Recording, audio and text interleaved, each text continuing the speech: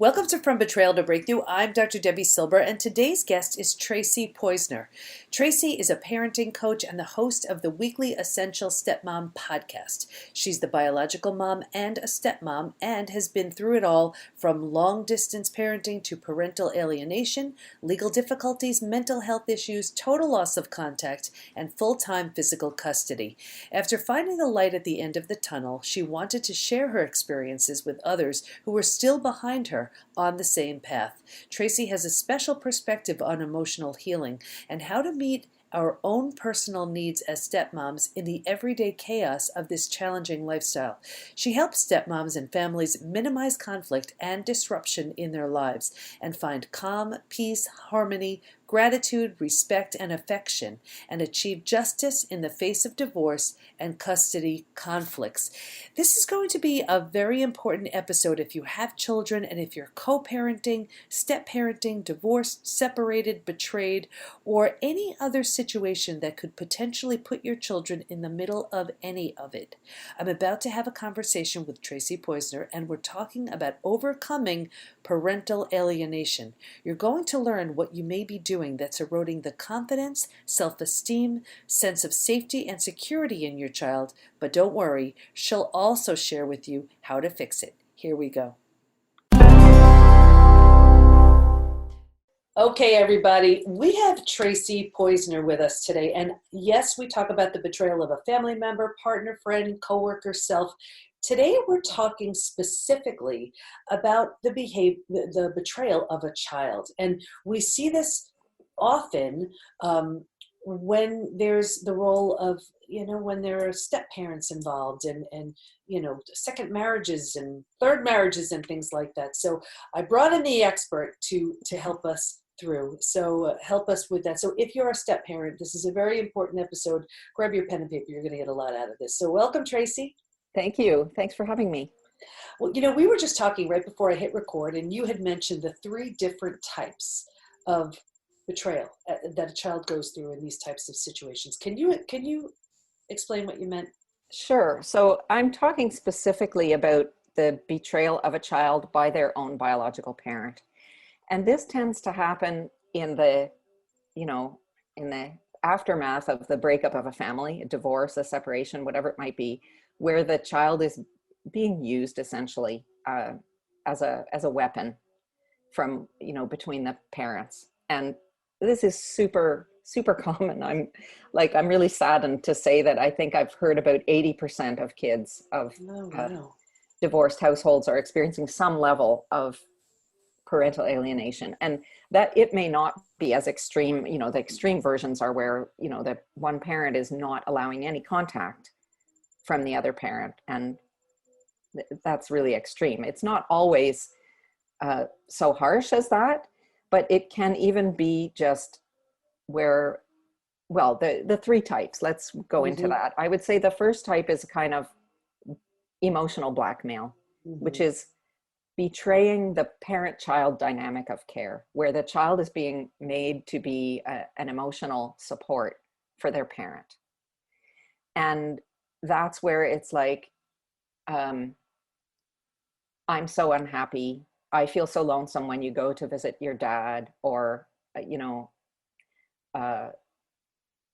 I can't stand it when you come back to your mom's because you have all this attitude. I mean, where there's some kind of emotional hook to the child fulfilling their own emotional needs via the other parent, their presence of the other parent. So that, go ahead. And I imagine that makes the child feel so guilty. Here they are just trying to see both parents, and then the other parent is just laying on the guilt about what they're, Well, parents forget that a child is created from half mother and half father. That's a biological reality. There's no way of getting around that.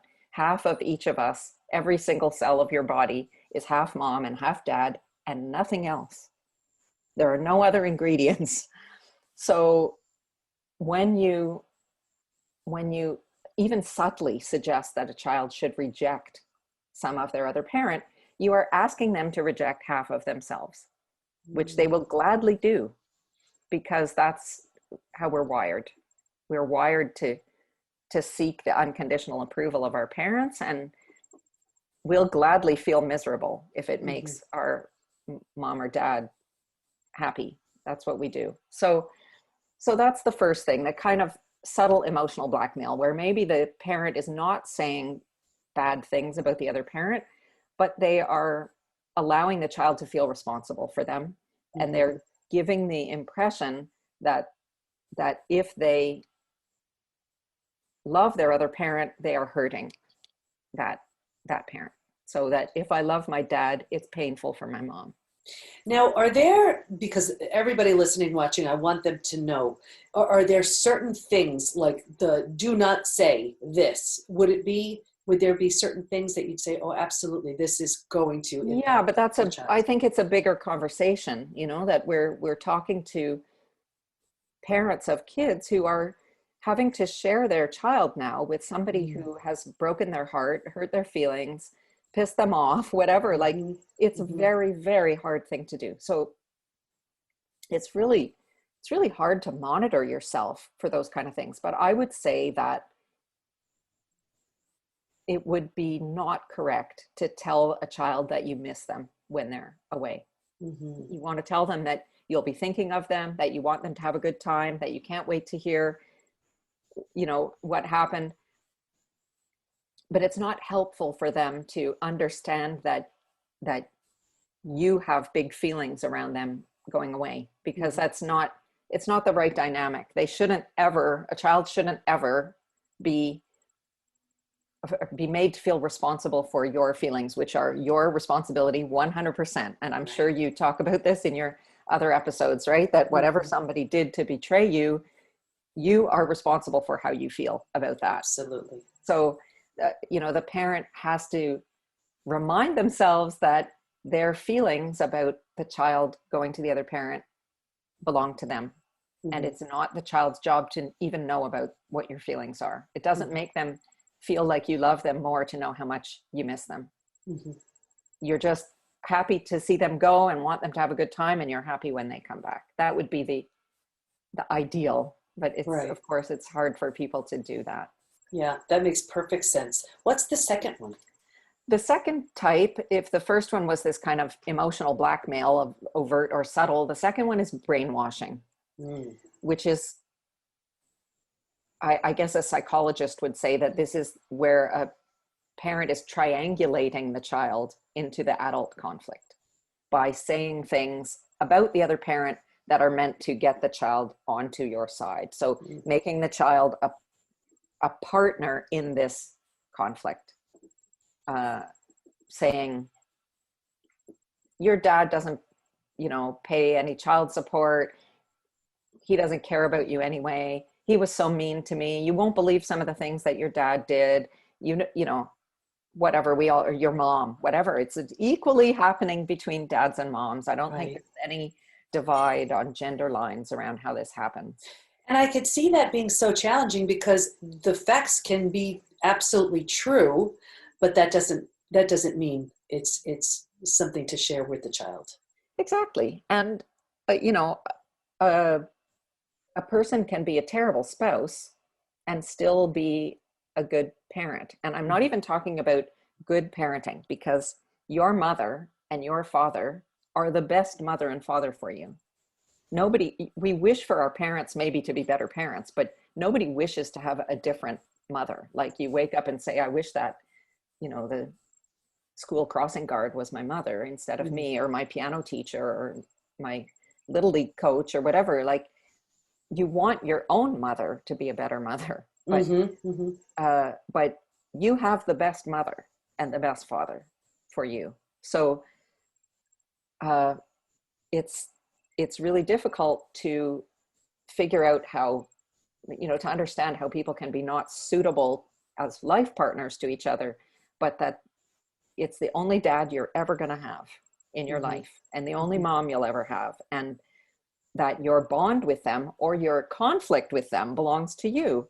And if this person is really, let's say, a high conflict type of person, or a narcissist, because this is, the big buzzword now is how many of us are divorced from people who were narcissists, the child has to work out slowly their own relationship with that parent. And they're going to find out that dad actually is an asshole at some point, or mom really was a bitch, and she is one to me too. That's part of their life journey, to learn that through their own relationship with their parent. Obviously, given that we're not talking about abuse, in which case there's probably hopefully some kind of restraining order or whatever, keeping the child safe. That's a different issue. But I'm talking about really triangulating a child into the conflict by, ask your dad to give me the money that he owes me for last month's child support payments, or, tell your mom her piece of shit boyfriend is not allowed to be in the same room with you. Though, those kind of things where the child becomes, their mind gets filled with negative descriptions, negative impressions, negative talk about the other parent. And then I imagine they feel that's what they're supposed to believe. I remember so many years ago, there was an aunt and uncle that had a falling out with my parents. I was a little kid, and they stopped talking to them. And then I was like, oh, okay, I guess they're bad. I'm supposed to stop talking to them. Yeah. And that stuck with me. And then they made up, and I was like, oh, are we good now? I'm supposed to be okay with them. Yeah. And it really was so, that was, it's interesting, because when you see things like that and you do something with it, then it's an issue well served. And I remember saying, I'm not going to do that with my kids. And there have been many instances where I was determined to just keep it to myself, leave it up to them. Whatever their conclusion was, that was fine about whoever. And that was a lesson learned from that. What's the third one?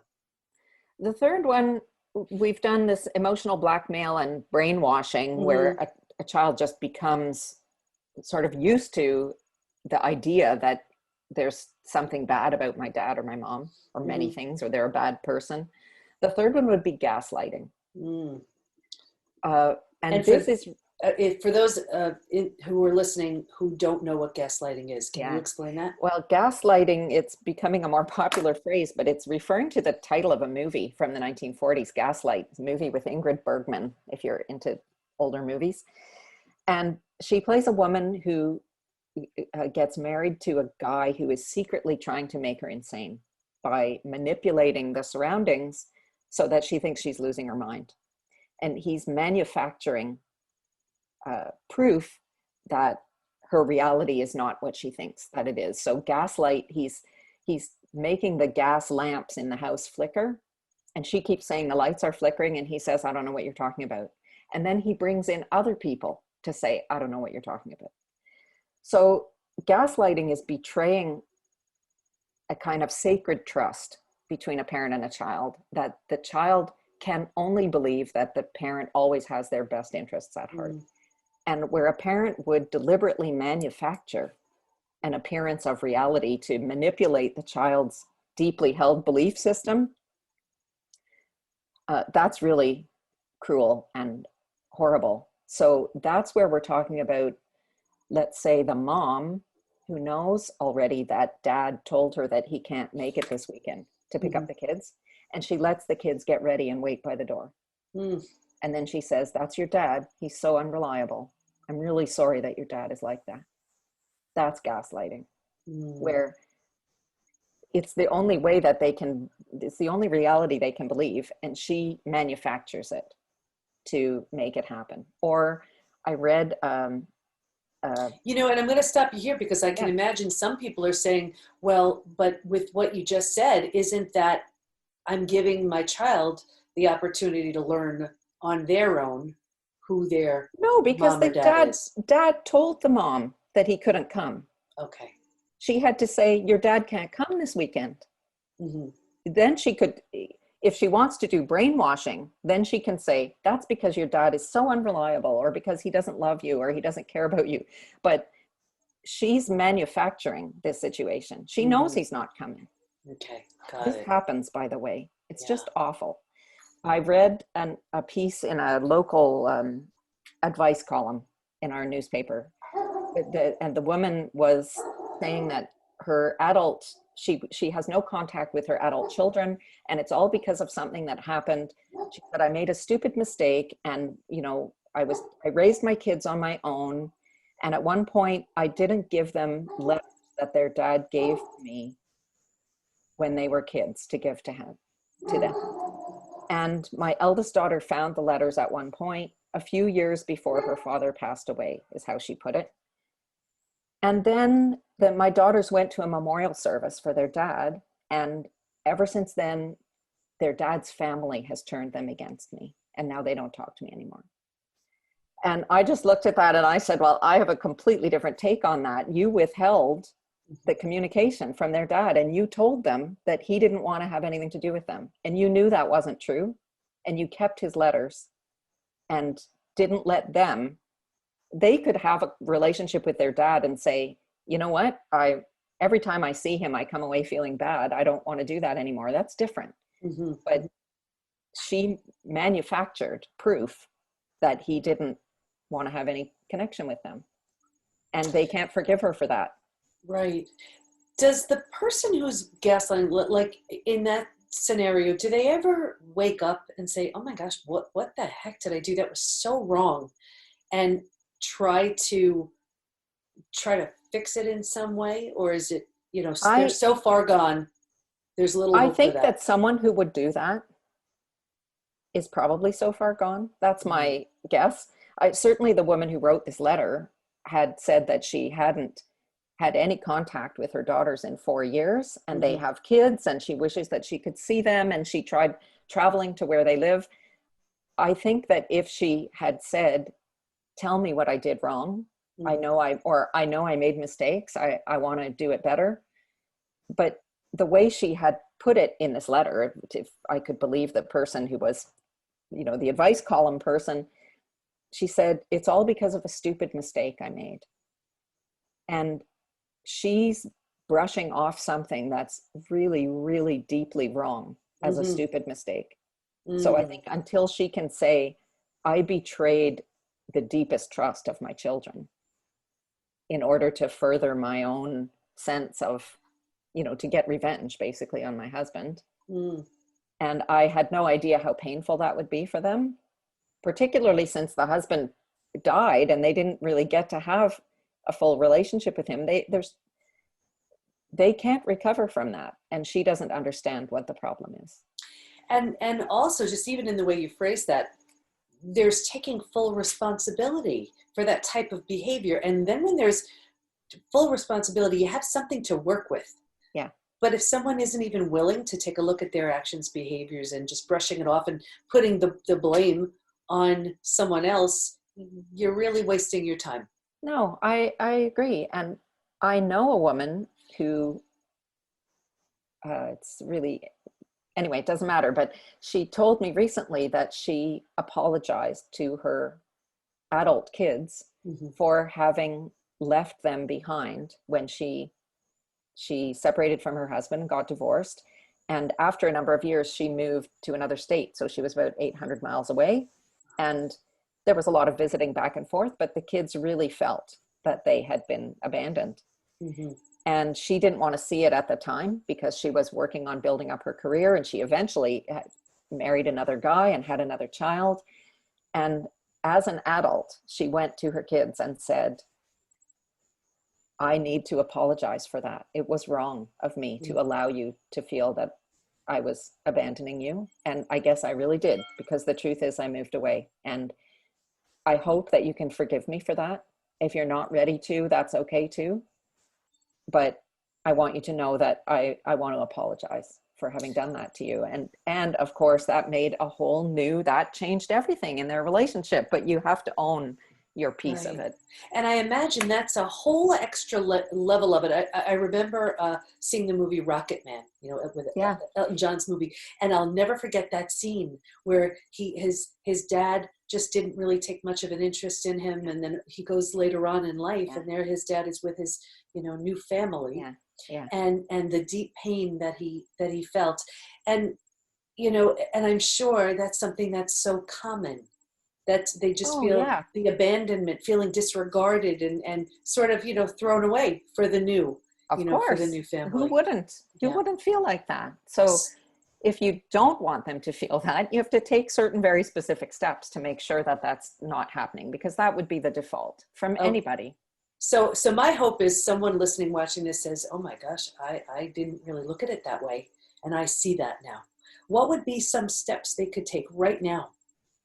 Well, I think there are two kinds of situations to consider. One is where you have a child. I mean, if you're a parent who's doing this, I hope the solution is listening to this and saying, shit, I didn't think about it. That's me. I have to stop doing that. That would be great. Mm-hmm. If you have a child in your home who's experiencing this kind of betrayal by their other parent, the first thing I think that's really important is to not try to fix it by saying, can't you see that your other parent is betraying you? Because then you just flip the dynamic. The thing that is painful is being this inner divide of that one half of me is always not good wherever I'm standing. If I'm in my mother's house, half of me that is my dad is not okay. And when I go to my dad's house, the other half is not okay. So I have no place in the world where I can be whole. That's the problem. So it doesn't serve you as a parent to bring this to the child's attention, that they're being lied to. That kind of strategy, I think you have to rely on a rich strategy of nonverbal communication. And I have some of that I can talk about. Yeah, go ahead. I was just going to say the other piece is that there's some people have a child in their home who is very aware that they've been betrayed by the other parent. Mm-hmm. And that's about working on healing that deep sadness. It doesn't help to say, get over it. Your mother's a piece of shit. That's why I left her. She was terrible to me too. That doesn't help to heal the sadness. Then we're talking about therapy, about energetic healing techniques, which I'm all about: brain gym, touch for health, EFT, that's tapping, EMDR, neuro-linguistic programming, using essential oils, Bach flowers, homeopathy, which is my, that's where the world I'm coming from, homeopathic medicine. So we have a lot of rich tools for helping somebody to overcome this grief and sadness. But those are the two kind of situations. And I love that you brought up those other tools, because talk therapy can be wonderful, but that's only hitting it on one level. And the issues are in the tissues. We need to really get into it and get deep there. So how does this affect a child where the parents have been married 2-3 times? What would be different about this scenario? Well, I think, I think that it's possible for a child to just integrate the idea that there is only betrayal waiting for them in life. Like, I don't know how you could move forward and have healthy relationships without looking for ways that you could repeat that experience so that it could come out differently for you. I mean, those are kids who are heading into such a difficult adult life of difficult relationships. And not always. I mean, I've met lots of women who tell me I've had 2-3 stepmoms or stepdads or both, and who seem to be in stable, really nice relationships. And I think sometimes someone will take that life experience and say, I'm so not going there where I came from. I'm going to do it differently. And it's a struggle, because it's a struggle to stay conscious and aware, and to say, it's so important to me to not repeat that I'm keeping this at the forefront of my mind all the time, and I'm getting all the help that I need, because and that's an important point, because it's so easy just to, something happens and you remember and you regurgitate what you learned. And here, what you're saying is it takes a very deliberate, conscious choice to do something very differently because of what you learned it. And then those people who hurt you the most are definitely your greatest teachers. And you have an opportunity to look and say, okay, I learned what to do and certainly what not to do. And then, as I say, it's trauma well served. Okay. What goes on? Tell us about how we could be betrayed in the courtroom with these types of things. Oh my goodness. Well, I mean, that's just the experience of so many people. I mean, courts are possibly the worst place to live out this kind of family situation. And why Because, is that? oh, I think the whole setup is wrong. The whole setup is so, it's a pure adversarial terrain. It's not set up for any kind of consensus or even compromise. It's just a decision. And usually nobody's completely happy. Sometimes somebody's really happy, but I learned this, and I think it's an interesting concept, but the difference between compromise and consensus, and where those things are useful and where they're not useful. So compromise is useful for a short-term goal, a decision that has to be made right away, to move forward. Mm-hmm. But compromise involves, generally speaking, both people losing something. Both people being a little bit not happy in order to get a result. Right. And when the long-term goal is relationships, that's never a good idea. Consensus is always a better situation, where both people are agreeing, however long it takes. They're coming to an agreement about the best way. And they're agreeing to try it out for a little while and see whether they can both live with it. And if not, they're agreeing to come back to the table and work out the bugs. Right. And the court system can't handle that. I mean, it's just a completely different, it's a very black and white system. It's a guilty or innocent. It's that all the 12 jurors have to agree in a criminal case about something, which, thank goodness, because otherwise we would, I think, very often end up with a wrong decision. But judges are not psychologists. And very often, people can portray themselves very differently in public than how they are in private. Mm-hmm. Very often, one partner or the other can afford to hire a lawyer who is more aggressive or more skilled, more friendly with the judge. I mean, goodness knows that happens in some jurisdictions where judges are elected and lawyers are allowed to contribute to election campaign. Like, there are so many reasons why it's not the right venue to be deciding this kind of thing. Yeah, and that's so tragic, because the decisions are being based on variables that shouldn't play a role. They shouldn't play a role. The other thing that shouldn't play a role is this idea that it's everything is so messed up, but that essentially the custody situation, and you have to know that the situation that I'm talking about today, where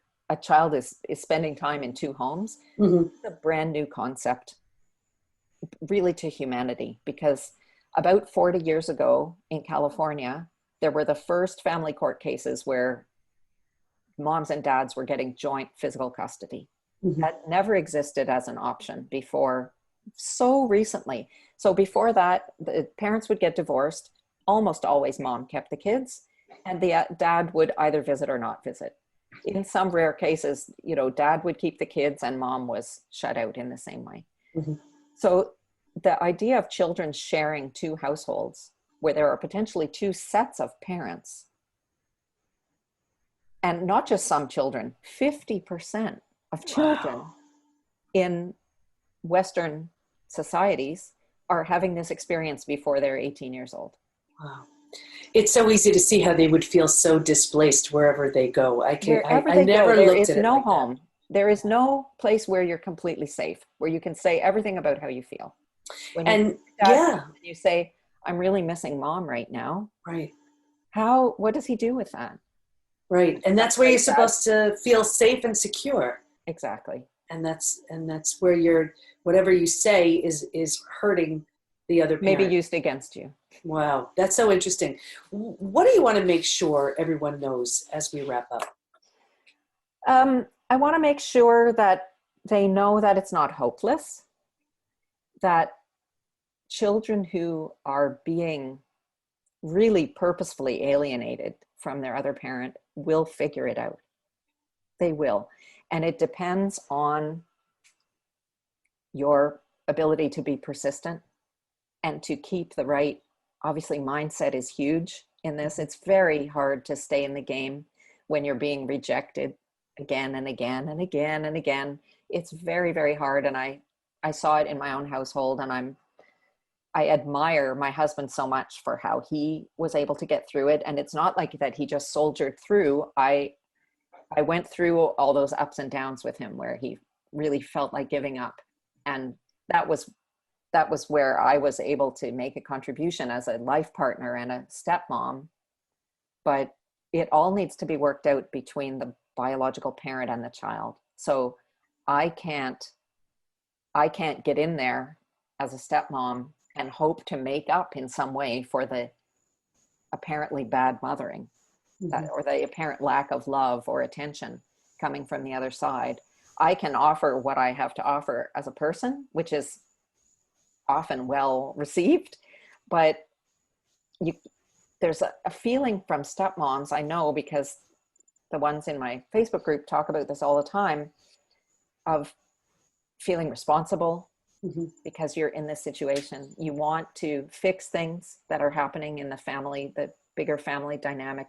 You want to just give everybody a big hug and make everything be okay. And just the other day, I had a kind of epiphany of my own, which is that, like, I have a very loving mother and we have a great relationship. My mom and dad, they were terrific parents. And yet there are some things that I didn't get from my own mother in my emotional life, my emotional development, let's say. And this is the human condition.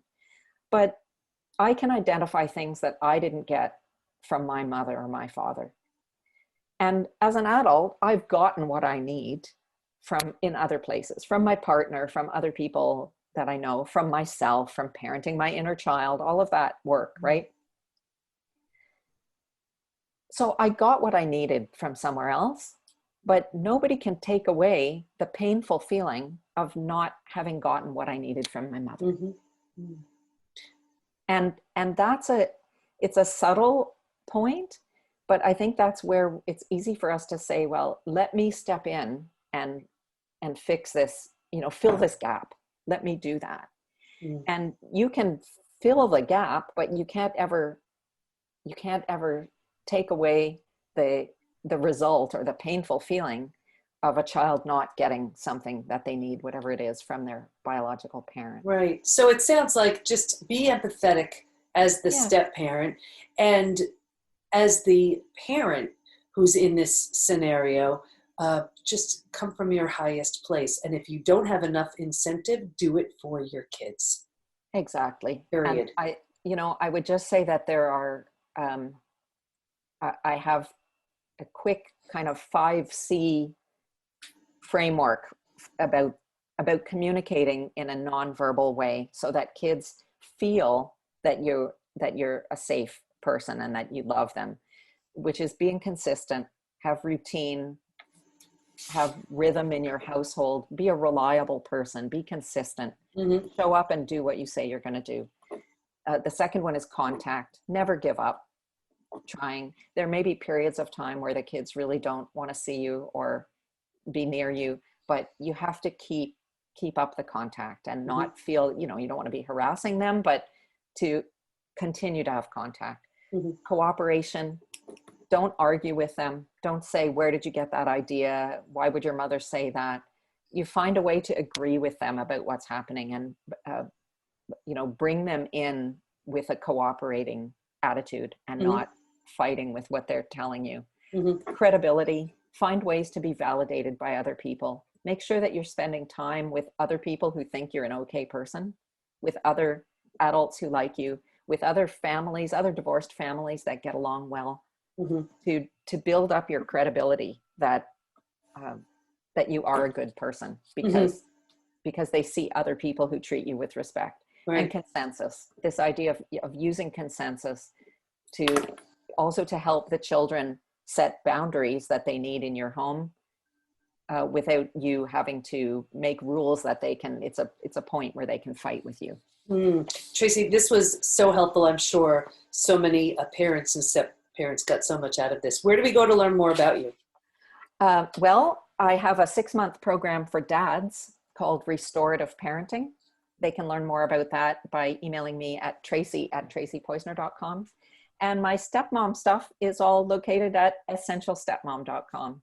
Terrific. And we'll have everything in the show notes. Thank you so much for your insight and wisdom. I know you helped so many people today. Thank you. It was a pleasure to be here. Thank you. I learned so much from that episode, like the 3 most common ways parents hurt and confuse their kids as they subtly or not so subtly say or do certain things. 1. Emotional blackmail, where you're saying something that encourages the child to reject one of their parents. And as Tracy said, when they reject a parent, they're rejecting themselves because that parent is a part of them. 2.